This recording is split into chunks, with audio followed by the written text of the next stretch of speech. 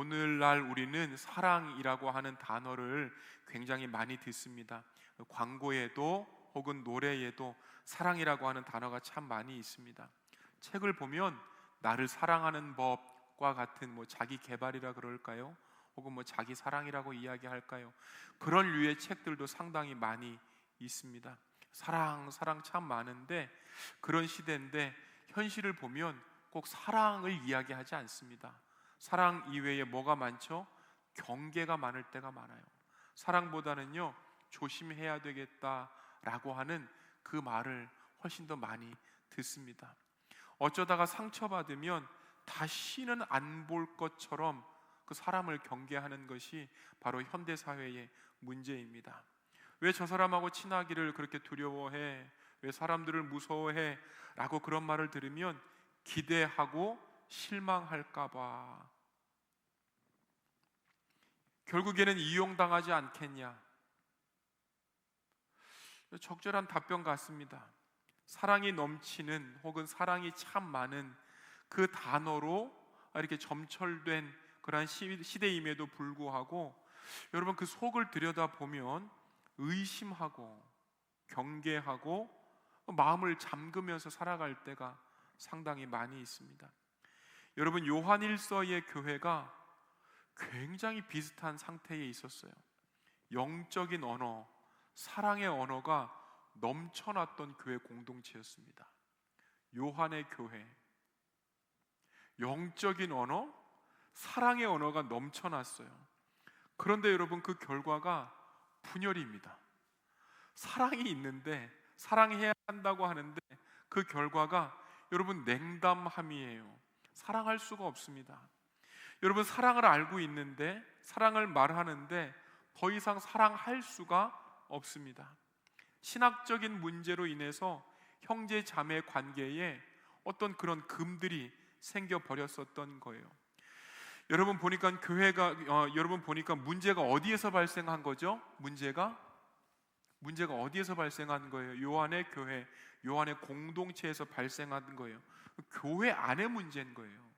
교회 밖의 사람들에게 사랑을 못한다라는 것을 이야기하지 않고 교회 안에 문제가 발생했고, 그 문제를 다시 한번 돌아보니까 교회 안에서 사랑을 못하고 있구나, 이러한 문제가 드러나게 되었었던 겁니다.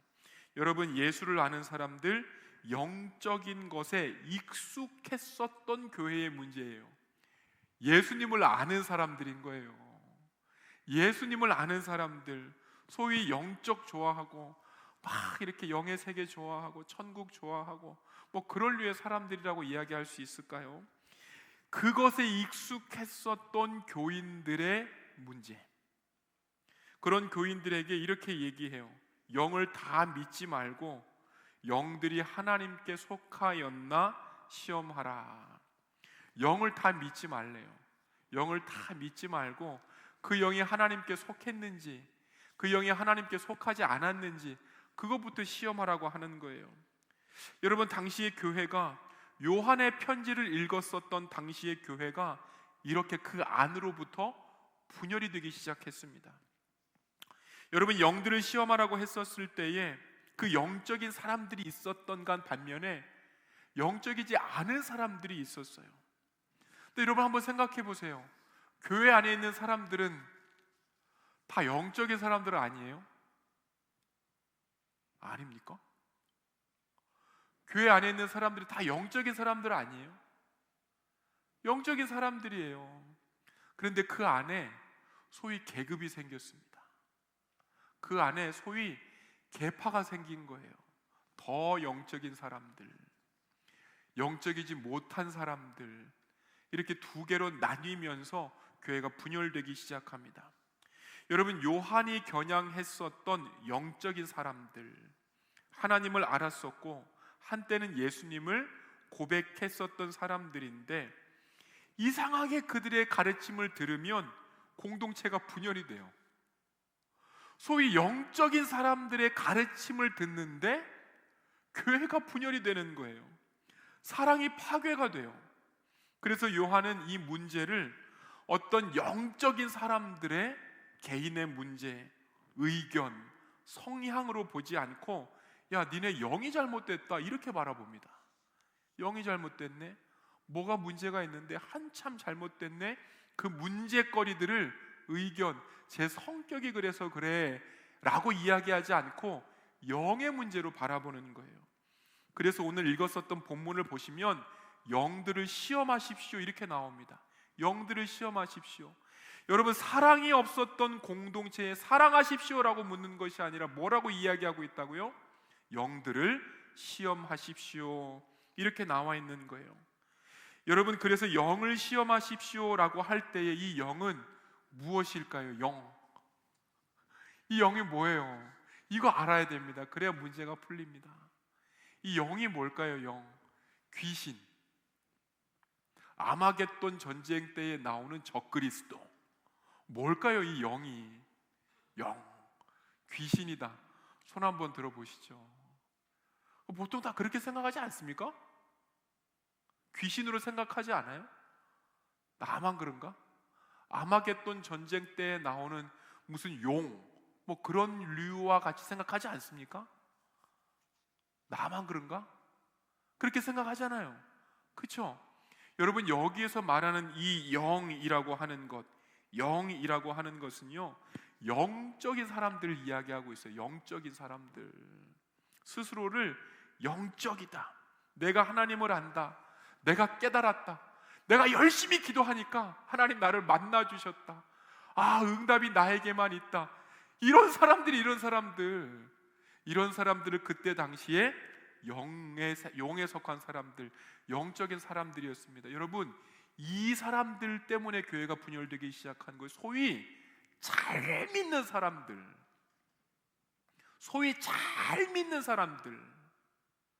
성경 몇십 독하고 그것 가지고 자기나 잘 살지, 남들 깔아뭉개고 정죄하는 사람들, 이렇게 비슷한 사람들 때문에 교회가 무너지기 시작한 거예요. 기도 열심히 하면 자기 혼자 열심히 하지 왜 남들 기도 안 하냐고, 그렇게 한 명 꼬치꼬치 물으면서 너 기도 몇 시간 하냐고 이렇게 묻는 사람들, 이때 당시에도 있었던 거예요. 이때 당시에 있는 사람들, 영들을 시험하십시오라고 하는 그 언어가 이런 사람들의 사고, 이런 사람들의 세계관을 시험해 봐야 됩니다 라고 하는 바로 이 말입니다. 나는 하나님과 특별한 관계가 있어요. 기도해 보니까 뭐가 있어. 기도해 보니까 뭐를 만났어. 은사가 있어. 여러분, 교회 오래 다니신 분들이면 한두 번씩 경험하지 않습니까? 소위 그 기도원 파들 가가지고 뭐 한번 만졌고 뭔가 뭐 터치됐고 막 임파테이션 해가지고 막 사람 날라가고 방언 막 뜨겁게 하고, 그렇지 않습니까? 안 그래요? 여기 방언하는 사람 누구예요? 다밖에 없나? 어쨌든 여러분, 이런 사람들이 있었다는 거예요. 이런 사람들이 그렇게 영적인 자기의 확신들을 신앙의 기준으로 삼았던 자들, 여러분, 현대적으로 교회에서 겁나게 잘 믿은 사람들이에요. 참 잘 믿은 사람들이 그렇게 문제를 만들기 시작합니다. 여러분, 제가 2주 전에 설교가 어렴풋이 기억나셨으면 좋겠는데요. 2주 전이 우리 어떤 부분 했었죠? 어떤 부분, 오늘 아니지. 2주 전에 어떤 거 했었죠? 베드로후서 했습니다. 베드로후서. 여러분, 그 베드로후서의 영적 교사, 그게 뭐였었죠? 영적 교사가 뭐였어요? 왜 피해 내 얼굴을? 영적 교사가 뭐예요? 세계관, 그래, 문화, 이런 걸 영적 교사라고 한단 말이에요. 여러분, 그 중심에 그 영지주의 같은 것들이 있었어요. 영만 중요한 거야. 몸이 어떻게 되든 말든, 사람이 나가서 죽든 말든 크게 관계하지 않았었던 그러한 사고관들. 여러분, 베드로후서 때는요, 이러한 사고관이 교회 밖에서 조금씩 들어올랑 말랑 이런 시대였었습니다. 오늘 이 요한 1서는요, 교회 안에 이미 깊숙이 들어와 버린 거예요. 교회 안에 이미 깊숙이 들어와서 그것 따라서 신앙생활하면서 영적인 것 추구하다가 결국에는 그 영적인 모습으로 사람들 정죄하고 비판하고 한 그룹 만들어서 교회 밖으로 나가버린, 여러분, 이러한 사태를 오늘 사태, 바로 요한 1서의 모습인 거예요. 내부의 분열이라고 이야기할 수 있을 것 같아요.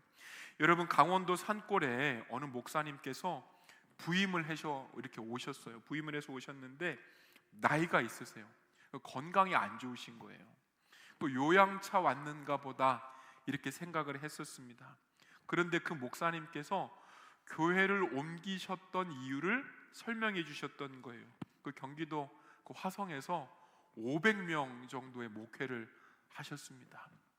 그런데 그분께서 목회를 잘 하시다가 산골 그 영월이라는 동네로 이렇게 가셨는데 그 이유가 뭘 것 같아요, 여러분? 그 잘했는데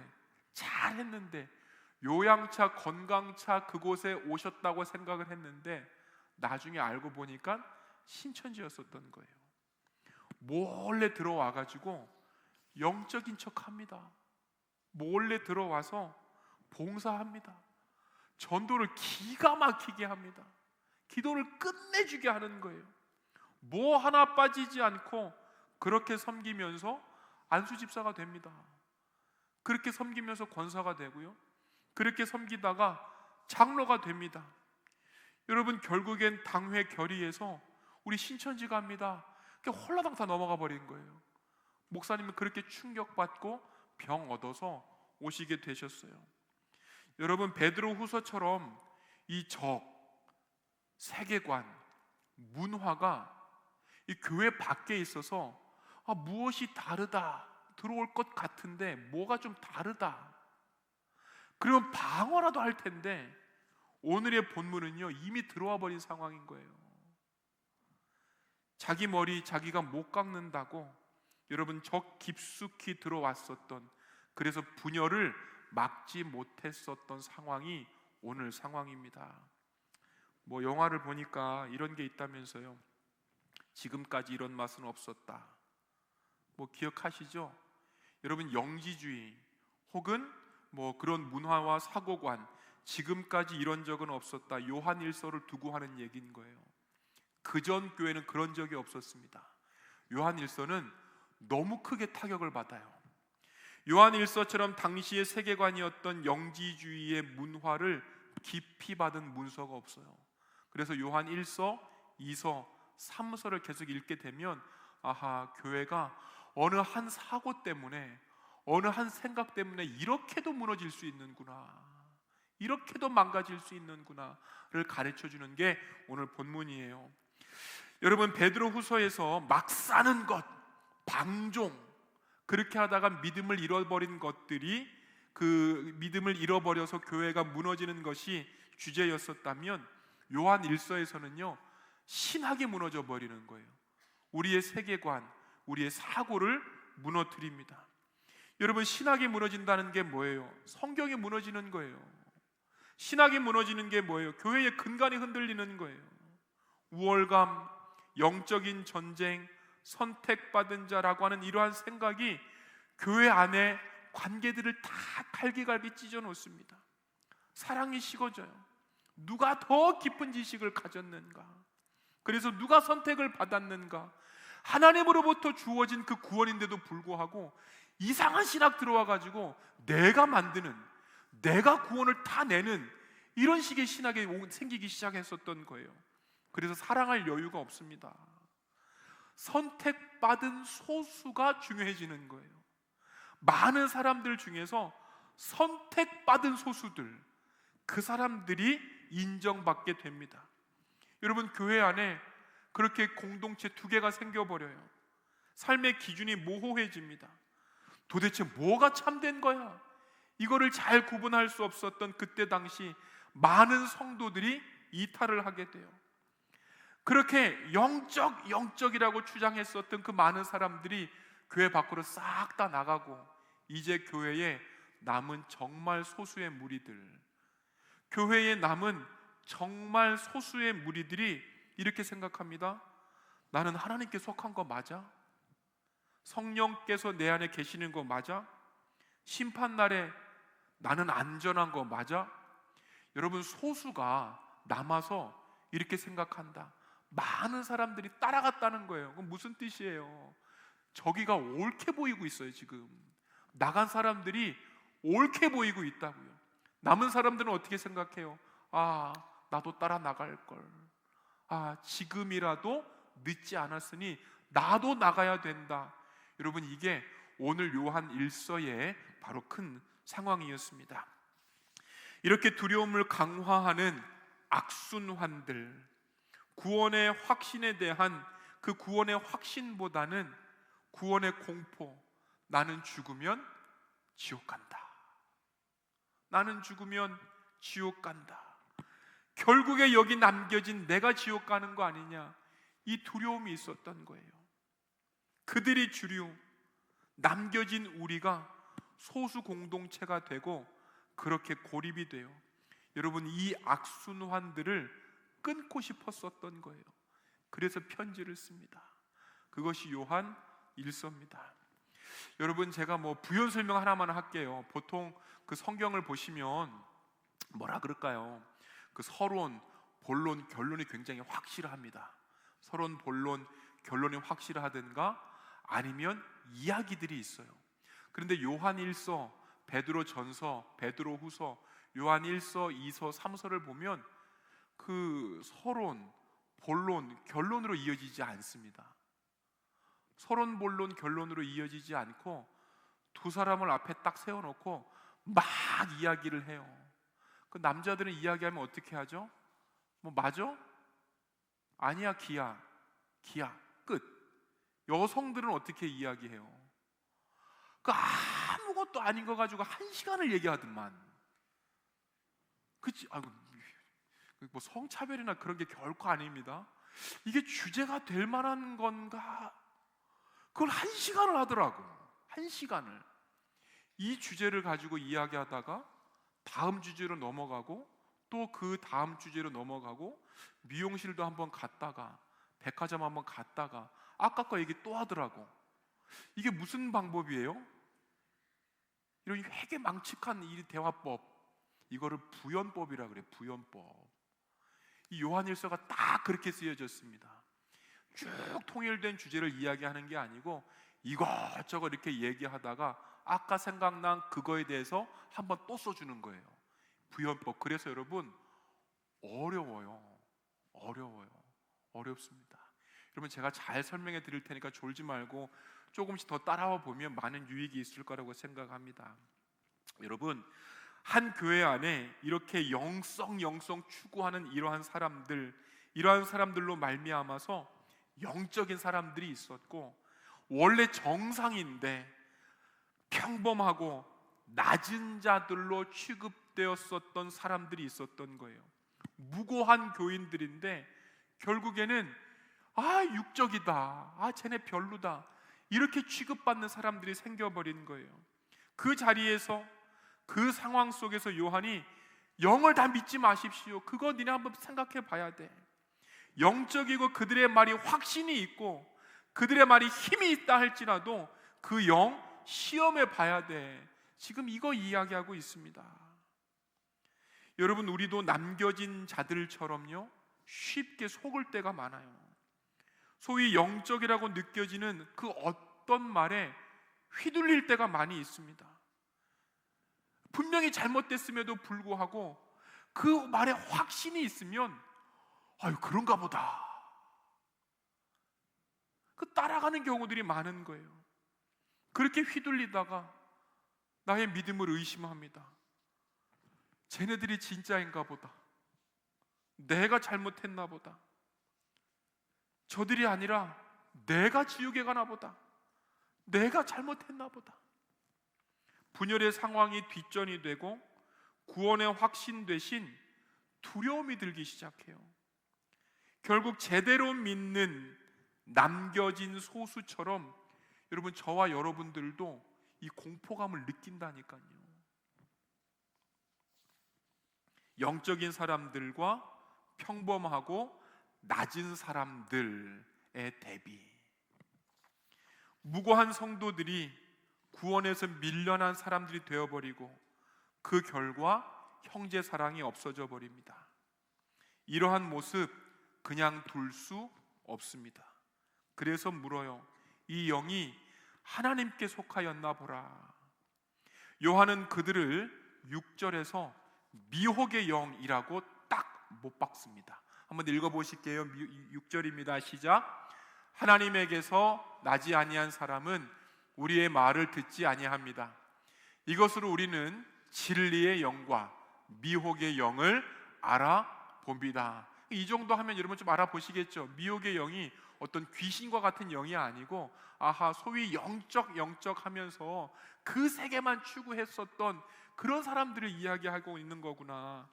이러한 미혹의 영을 판단하는 기준이 2절이에요. 한 번 더 보실게요. 시작. 하나님의 영을 이것으로 알 수 있습니다. 곧 예수 그리스도께서 육신을 입고 오셨음을 시인하는 영은 다 하나님에게서 난 영입니다. 예수님께서 육신으로 오셨음을 믿는 것이 하나님께 속한 거래요. 여러분, 예수님께서 육신으로 오셨잖아요. 아니, 오셨잖아요. 근데 그 당시에는 안 그랬다니까요. 그걸 못 믿었다는 거예요. 왜? 또 다른 생각들, 또 다른 문화들, 또 다른 사조들이 있어서 예수님께서 어떻게 몸을 입고 오시냐, 그들 생각에 뭐가 중요했다고요? 그들 생각에는 천국만 중요했었던 거예요. 그들 생각에는 영만 중요했었던 거예요. 그래서 예수님께서 이 땅에 몸을 입고 오실 이유가 없습니다. 그럼 이 땅에 예수님께서 오셨다는 것을 본 사람들에 대해서 뭐라고 이야기하고 있어요? 그거 환상으로 보는 거예요. 환상, 가연설, 그거 환상일 뿐이다. 예수님께서 몸으로 오셔서 고통을 당하실 리 없다, 이렇게 자꾸 결론을 맺는 생각들이 교회 안으로 들어왔었던 거예요. 여러분, 육신이셨고 사람이셨고 배고픔을 겪으셨고 오해를 받으셨고, 여러분, 예수님께서 우리들의 눈물의 현실로 오셨습니다. 이 말은 저와 여러분들을 가볍게 여기지 않으시겠다는 뜻인 거예요. 가볍게 여기지 않으신다. 그거 다 기억하시고 언젠가 내가 너를 이렇게 세울 날이 올 거다. 가볍게 여기지 아니하신다. 여러분, 다시 한번, 어려우니까 한 번만 더 얘기해 볼게요. 영만 중요하고 몸은 소홀히 여겼었던, 그렇기에 교회의 관계, 몸과 몸으로 만나는 이 공동체의 관계가 그렇게 소홀해져 버렸습니다. 이러한 당시의 문제들을 간파했었던 요한의 방법은 예수님께서 몸을 입고 오셨느냐, 이거를 인정하느냐, 인정하지 못하느냐, 이 방법을 썼던 거예요. 예수님의 몸이 저 높이 그 어딘가에 있는 그분, 이 땅에 관심 없는 그분, 이러한 모습이 아니라 여러분, 살과 살이 부딪히는 우리의 현실에 오셨냐, 이걸 믿을 수 있느냐, 이게 그의 간파했었던 방법이에요. 요한은 이렇게 쓴 다음에 한 번 더 물어요. 정말 예수님께서 오셨다면, 육신으로 오셨다면, 그리고 여러분들이 그것을 믿는다면 우리는 어떻게 해야 되는가? 그것이 7절입니다. 읽어보실게요. 시작. 사랑하는 여러분, 서로 사랑합시다. 사랑하는 하나님에게서 난 것입니다. 사람은 다 하나님에게서 났고 하나님을 압니다. 반대로 사람을 사랑하지 못했었던, 육을 입는 사람이기 때문에 사람을 사랑하지 못했었던 영지주의자들, 그리고 그들을 따라서 나간 자들에게는 다음과 같이 이야기하고 있어요. 8절이에요. 시작. 사랑하지 않는 사람은 하나님을 알지 못합니다. 하나님은 사랑이시기 때문입니다. 예수님이 육체로 오셨다는 그 고백을 믿는다면 사람을 가볍게 여길 수 없습니다. 하늘만 보고 땅이 안 보이는 사람들, 하나님만 보이고 땅의 이웃이 안 보이는 사람들, 그들을 사랑하지 않는 사람, 하나님을 모른다는 거예요. 예수님의 몸으로 오심, 인간이 너무 소중해서 온 건데 형제들이 외면이 돼요. 그 형제 때문에 온 건데 내 앞에서는 그 형제가 외면이 돼요. 그 자매 때문에 온 건데 그 자매가 무시가 돼요. 그런 관계를 부담으로 여기기 때문에 요한이 묻는 거예요. 예수님을 알고 있냐? 진짜 알고 있다면 그렇게 행동할 수는 없는 거야. 우리들은 어떻습니까? 사랑하지 않는 사람은 하나님을 알지 못한다고 했는데, 여러분 8절 말씀, 이 말씀 앞에 편하십니까? 우리가 하나님을 안다고 이야기해요. 성경도 알고 교리도 알고 예배의 언어에도 익숙합니다. 그런데 요한은 그 지식의 양을 묻는 게 아니에요. 하나님을 사랑한다고 하는 그 고백이 하나님만 사랑하는 것이 아니라 하나님께서 사랑하셨던 세상, 거기에 내 사랑도 흘러가고 있느냐, 이거 지금 묻고 있는 거예요. 그래서 다시 질문합니다. 우리는 하나님을 알고 있는 거예요? 아니면 하나님을 안다고 착각하는 거예요? 하나님의 사랑이요, 분명한 방향이 있었습니다. 우리가 그 사랑의 방향, 그 사랑의 구절을 이미 알고 있어요. 한번 읽어보시겠습니다. 시작. 하나님께서 세상을 이처럼 사랑하사 독생자를 주셨으니. 여러분, 그 방향이 어떻게 나와 있죠? 세상인 거예요. 세상. 여러분, 세상이라고요. 하나님께서 사랑하신 그 방향이 세상이라고요. 그런데 하나님께서 사랑하신 그 세상 속 사람들 잘 사랑하지 못해요. 불편해요. 교회 안에서도 마찬가지예요. 형제자매를 사랑해야 한다는 건 알겠는데 조금 지나면 뭔가 어색해요. 굳이 그것까지 할 필요 없다. 적당한 거리가 편하다. 괜히 마음 줬다가 상처받을 바에야 그냥 관계 안 하고 만다. 여러분, 우리가 사랑하지 않겠다고 결심한 적이 없는데 이미 사랑할 대상을 계산을 다 이렇게 만들어 놨습니다. 사랑을 포기한다고 말한 적이 없는데 실은 사랑을 관리하는 그 수준으로 내려가 버린 거예요. 요한이 우리를 보고 이야기한다면 뭐라고 얘기할까요? 서로 사랑합시다, 이렇게 얘기할까요? 그렇지 않습니다. 뭐 때문에 못 사랑하는 거냐? 영을 시험해봐라. 똑같이 질문할 거예요. 왜 그렇게 되었냐? 그 근본이 뭐냐? 이거 물으실 거예요. 사랑이 어디에서 시작되었는지 그 이유부터 찾으라고 이야기하실 거예요. 사랑을 잃어버렸던 그 이유가 여러분 9절과 10절 말씀입니다. 읽어보실게요. 시작. 하나님의 사랑이 우리에게 이렇게 드러났으니 곧 하나님이 자기 외아들을 세상에 보내주셔서 우리로 하여금 그로 말미암아 살게 해주신 것입니다. 10절이요. 사랑은 이 사실에 있으니 우리가 하나님을 사랑한 것이 아니라 하나님이 우리를 사랑하셔서 자기 아들을 보내어 우리의 죄를 위하여 화목제물이 되게 하신 것입니다. 그 다음 구절 한번 보여주실래요? 그 다음 구절, 하나님의 사랑이 시작. 하나님의 사랑이 우리에게 이렇게 드러났으니. 여러분 9절 10절 말씀이 어려운 말씀이에요. 여러 가지 막 이렇게 개념들이 같이 들어가 있어서 말씀이 어려운데 하나를 기억하시면 좋겠습니다. 하나님의 사랑이 우리에게 이렇게 드러났으니. 하나님의 사랑이 우리에게 이렇게 드러났으니 무슨 뜻이죠? 예수님 보내셨잖아요. 여러분, 우리가 잘나가지고 소위 영적 추구하고 기도 열심히 해가지고 예수님 보내셨어요? 아니잖아요. 이거 말씀하고 계시는 거예요. 열심히 기도하고 열심히 성경책 읽고 뭐를 막 열심히 해. 그럼 사랑에 뚝 떨어져? 사랑을 쟁취할 수 있어요? 그렇게 안 된다는 거예요. 이미 부족해도 주어졌다. 이미 부족한 거 알고 주셨다. 이게 사랑의 시작입니다. 여러분, 이게 사랑의 시작인 거예요. 그래서 요한은 10절 말씀을 한 번 더 이야기하고 있습니다. 한 번 더 읽어보실게요. 시작. 사랑은 여기 있으니 우리가 하나님을 사랑한 것이 아니요 하나님이 우리를 사랑하사. 이거 요한만의 특징인데요, 사랑은 여기 있으니 우리가 하나님을 먼저 사랑한 것이 아니요, 이렇게 이해하면 쉽습니다.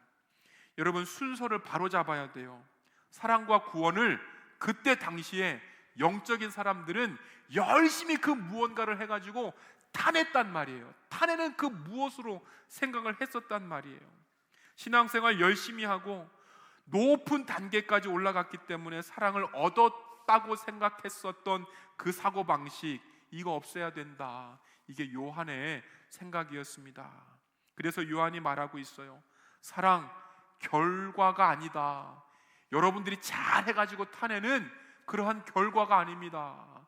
못해도 주어지는 그 결과라는 거예요. 하나님의 사랑 따내겠다고, 내가 노력하겠다고, 하나님의 사랑 이만큼 성취했다고 생각하는 사람들, 은사 이만큼 받았다고, 영적으로 뭔가 우위에 있다고 생각하는 사람들, 그렇게 하지 말라는 거예요. 그게 여러분 교회의 관계들을 무너뜨립니다. 교회의 관계들을 무너뜨리는 거예요. 여러분, 하나님께 받은 사랑, 내가 잘 준비해서 받는 사랑이 아니라 이미 먼저 마련해 두신 사랑이다. 우리 아기를 예로 들 수 있습니다. 여러분, 아기가 태어나기 전에 엄마들 뭐 해요? 아기 용품 마련합니다. 아기가 이뻐서 잘 생겨가지고 우람해가지고 아기 용품 마련해요? 아니, 그렇지 않습니다. 사랑을 주어질 대상, 엄마 아빠는 이미 그 사랑이 있는 거예요. 이거 똑같은 거예요. 우리가 학생이 되는 과정도 비슷해요. 어떤 학생이 원하는 과에 입학할 때에 저 화학과란 말이에요. 나는 화학을 모르고 화학과를 들어갔어요. 컴퓨터공학과, 컴퓨터 다 알고 컴퓨터공학 들어갔어요? 아니잖아요. 그런데 학생의 자리를 받아. 화학을 못하고 뭐를 못하면 학생이 아니에요? 그렇지 않습니다. 이게 이해가 되면 끄떡끄떡 좀 해봐요. 건조해, 왜 이렇게 반응이. 여러분, 딱 그거예요. 여러분, 몰라도 대학생 시켜놓고, 몰라도 고등학교 입학 시켜놓고 학생이다! 라고 이야기합니다. 이게 예수님의 방법인 거예요. 사랑받을 만한 것들이 없음에도 불구하고 먼저 다 줘. 먼저 다 주고, 야, 너희 사랑 받았어, 믿고 따라오면 돼. 인정하고 따라오면 돼. 이것이 예수님의 사고방식, 예수님의 방법이라고 하는 거예요. 우리가 사랑을 배워서 하나님께 도달한 게 아니라 사랑할 줄 몰랐기 때문에 하나님께서 붙들어 주셨습니다. 우리가 신앙생활을 하면서 하나님 앞에 서기 위해서 우리는 어디쯤에 있는지 고민할 때가 굉장히 많아요. 조금 더 잘 믿어야 되는 그 어떤 자리, 조금 더 성숙해져야 되는 그 어떤 자리, 조금 더 사랑해야 하나님으로부터 관심을 받겠다라고 하는 그 어떤 자리. 그래서 신앙이 나름대로 기준이 굉장히 높습니다. 그리고 도달하지 못할 때마다 스스로 굉장히 불안해합니다. 사랑을 잘하면, 그 어떤 자신이 세워놓은 그 기준에 달성하면 뭔가 뿌듯하고 사랑을 더 받은 것 같고, 그렇지 않으면 하나님의 사랑에서 떨어진 것 같은 그 느낌 갖지 말라는 거예요. 영지주의, 사랑을 파괴하는 삶의 방식으로, 교회 공동체를 파괴하는 삶의 방식으로 봤었던 요한은 영지주의적인 생각들을 반박하기보다는 너 사랑 받았잖아, 그 자리에 한 번 더 확인해 봐. 여러분, 이러한 방법을 택하면서 이야기를 계속하고 있습니다. 하나님께서 내려오신 자리, 형제를 다시 바라보는 삶을 요구하고 있어요. 우리는 감각적으로나 어떤 고차원적으로 예배를 드리기를 원해요. 묵상, 정신 집중, 예배에 집중. 조금이라도 이렇게 잠들거나 뭐 그럴 때 왜 이럴까? 예배에 집중하고 열심히 기도하고. 여러분, 하지 말란 얘기가 아니에요. 열심히 기도하고 그러면 주님을 만날 수 있을 거다. 내가 주님을 만나지고 못하는 이유는 나의 열심이 부족해서 그럴 거다, 이런 생각이 듭니다. 여러분, 저도 그럴 때가 있습니다. 이게 틀리지는 않은데 요한은 다르게 생각해요.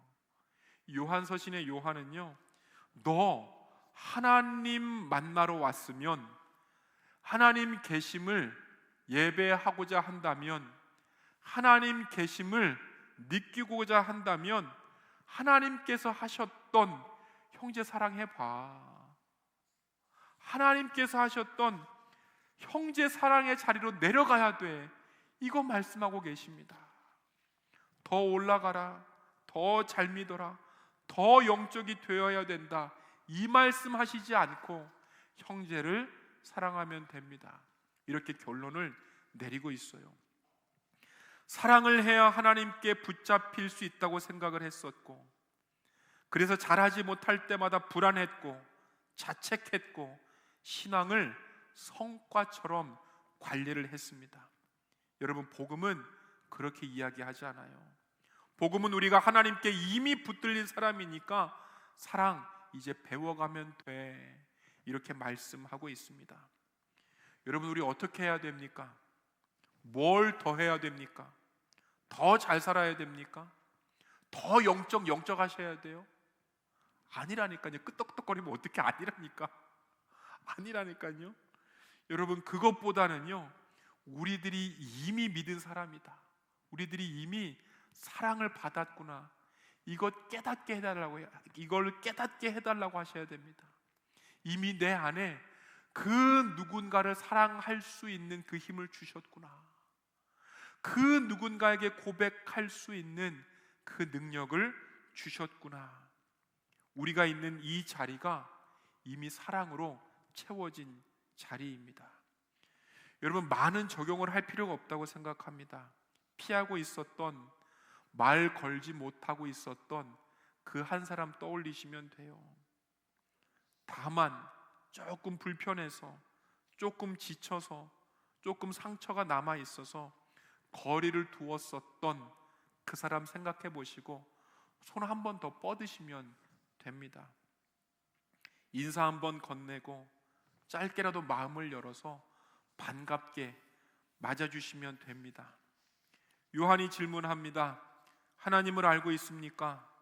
지식의 양도 아니고 연차도 아닙니다.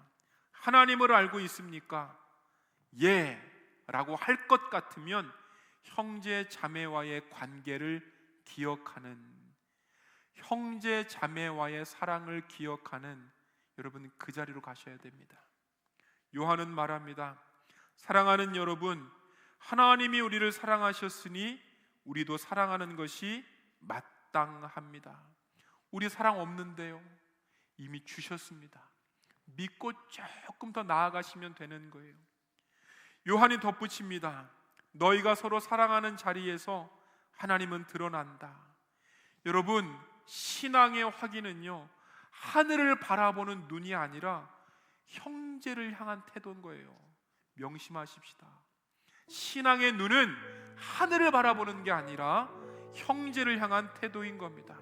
나는 하나님을 믿고 있는가, 아니면 알고 있다고 말하고 있는가? 이 질문에 답하시기 전에 여러분, 형제와의 관계를 한 번 더 보시면 돼요. 자매와의 관계를 한 번 더 보시면 됩니다. 형제 사랑의 그 자리에서 하나님이 보이시는 거예요. 자매 사랑의 자리에서 하나님이 보이시는 거예요.